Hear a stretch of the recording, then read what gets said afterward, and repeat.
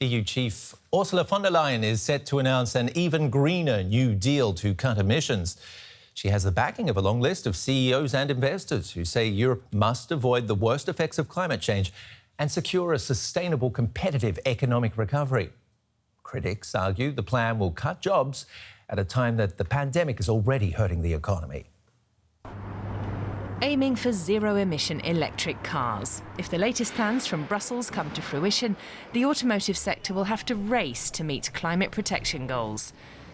The European Commission's Green Deal foresees a 55% drop in EU greenhouse gas emissions by 2030. Up to now, the goal was 40%. And by 2050, Europe is to be the world's first climate-neutral continent. That means the German car industry has to clean up its act. The problem is that its best-selling products, the large luxury cars, are still running on combustion engines. The sector wants longer grace periods to make the switch and tolerance for other forms of power alongside electric. Otherwise, say German car makers, there'll be massive job losses. Julia Polyskanova joins us from the Sustainable Transportation Campaign Group, Transport and Environment. Will Europe become the first climate-neutral continent and will it be a success?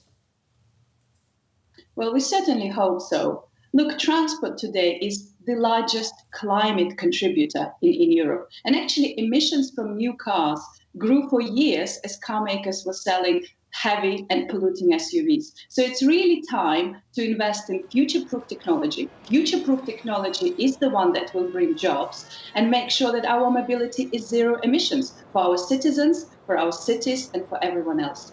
When will it get to the point that electromobility is zero emissions? I mean, so much of that electricity that is generated for those batteries and for those cars still comes from coal-fired power plants.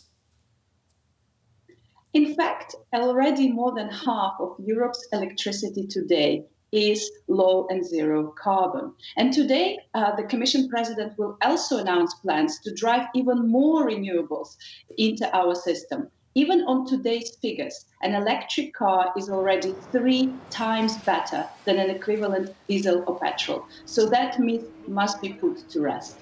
So we're on the road to a greener future, but what's going to happen to Germany's more than 800,000 car jobs? Look, higher climate ambition is not synonymous with job losses. In fact, ultimately what matters for the car industry is that there is a healthy demand for their products.